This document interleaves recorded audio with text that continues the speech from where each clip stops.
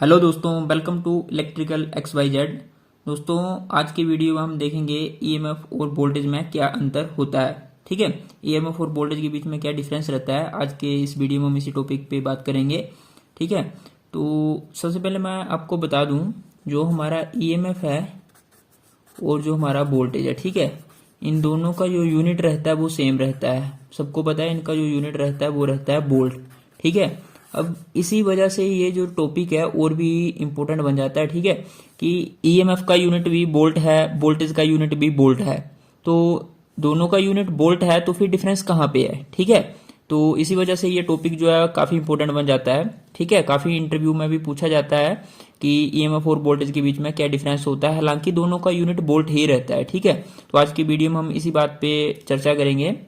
तो सबसे पहले हम देखते हैं, मैं आपको एक एग्जांपल से समझाने की कोशिश करता हूं दोनों के बीच का डिफरेंस। ठीक है, मैं आपको एक बैटरी का एग्जांपल लेके आ रहा हूं। ठीक है, बैटरी का एग्जांपल, हम एक सिंपल सा बैटरी का एग्जांपल लेते हैं, लेड एसिड बैटरी का। ठीक है, बैटरी के अंदर क्या होता है, सबको पता है बैटरी के अंदर क्या रहता है। मान लो ये मेरी एक बैटरी है, ठीक है, तो इस बैटरी के अंदर क्या रहेगा, इस बैटरी के अंदर जो है वो पॉजिटिव और नेगेटिव प्लेट्स रहती हैं। ठीक है, positive plate then negative plate, positive plate then negative plate, positive plate then negative plate, जितने सेल होंगे उस हिसाब से। ठीक है, ये एक सेल हो गया, ये दो सेल हो गए, ये तीन सेल हो गए। ठीक है, मान लो ये 3 सेल की बैटरी है।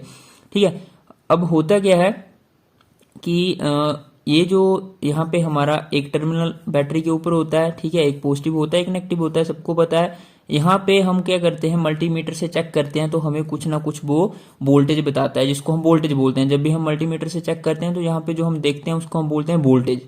ठीक है, मान लो कि यहाँ पे मैं अपना मल्टीमीटर लगा के चेक कर रहा हूँ और ये मान लो कि हमें 6 वोल्ट बता रहा है, तो इसका क्या मतलब है कि ये 6 वोल्टेज है। ठीक है, हम ऐसा बोलते हैं। अब होता क्या है एक्चुअली, ये जो हमारी बैटरी है, लेड एसिड बैटरी, इसके अंदर सबको पता है साथ में प्लेट्स के बीच में क्या रहता है, इलेक्ट्रोलाइट भी रहता है। और कौन सा इलेक्ट्रोलाइट रहता है, डिल्यूट H2SO4। ठीक है, तो इसके अंदर इलेक्ट्रोलाइट भी रहता है। ठीक है, अब होता क्या है, ईएमएफ क्या होती है एक्चुअली, ईएमएफ होती है जो कि इस बैटरी के अंदर जनरेट हुई है इलेक्ट्रोकेमिकल प्रोसेस के कारण, जो इस बैटरी के अंदर इलेक्ट्रिसिटी बनी है, दैट इज द ईएमएफ। ठीक है, वो ईएमएफ है।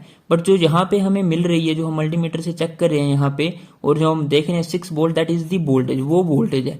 ठीक है, ये जो चीज है ये वोल्टेज है, बट ईएमएफ कहाँ पे है, ईएमएफ अंदर है।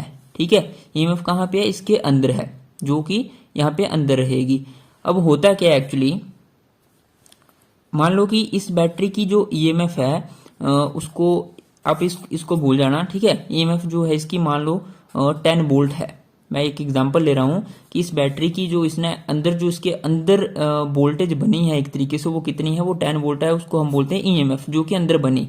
ठीक है, अब यही अगर मेरे को इसी 10 वोल्ट की ईएमएफ की वोल्टेज चेक करनी हो, तो वोल्टेज तो मेरे को यहाँ पे मिलेगी। ठीक है, तो ये जो वोल्टेज है ये 10 वोल्ट नहीं रहेगी, ये जब आप मल्टीमीटर से यहाँ पे चेक करोगे तो आपको 9 वोल्ट भी मिल सकता है, 9.5 वोल्ट भी मिल सकता है। तो ये क्या है, ये वोल्टेज है। ठीक है, अंदर कितनी बनी है इलेक्ट्रोकेमिकल प्रोसेस से, वो बनी है 10 वोल्ट, और उसको हम बोलते हैं ईएमएफ। जो बाहर हमें टर्मिनल पे मिल रही है वो हमेशा जो है वो ईएमएफ से कम रहेगी, और वो कितनी है, 9 वोल्ट, 9.5 या समथिंग कुछ भी हो सकती है। ठीक है, तो वो है एक्चुअली टर्मिनल वोल्टेज, जिसको कि हम वोल्टेज भी बोलते हैं। ठीक है, अब ये डिफरेंस कहाँ पे आया, ठीक है, दोनों में ईएमएफ और वोल्टेज कैसे अलग अलग हो गई।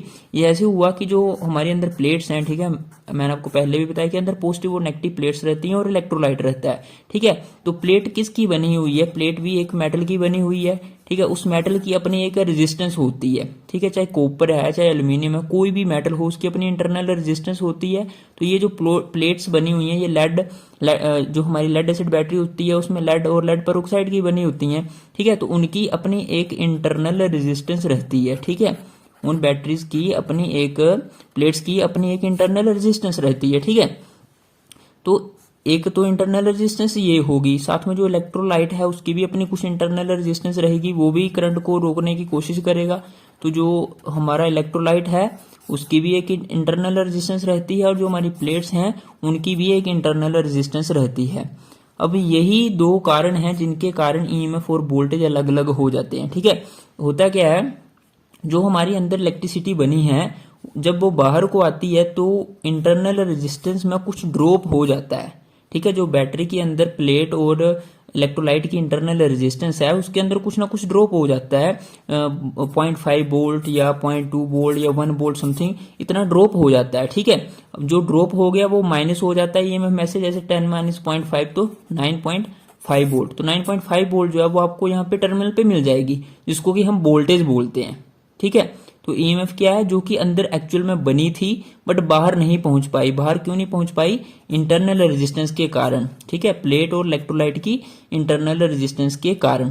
तो यही इन दोनों के बीच में डिफरेंस होता है। जो ईएमएफ होती है वो एक्चुअली अंदर बनी होती है, ठीक है, और जो हमें टर्मिनल पे मिलती है वो एक्चुअली वोल्टेज होती है। ठीक है, इसको एक सर्किट से समझते हैं थोड़ा सा। ठीक है, मान लो मेरे पास एक बैटरी है, पॉजिटिव नेगेटिव। ठीक है, ये बैटरी जो है 5 वोल्ट की है मान लो। ठीक है, मैं एक सर्किट ही बना रहा हूँ, 5 वोल्ट की है, और ये आ गई इसकी इंटरनल रेजिस्टेंस।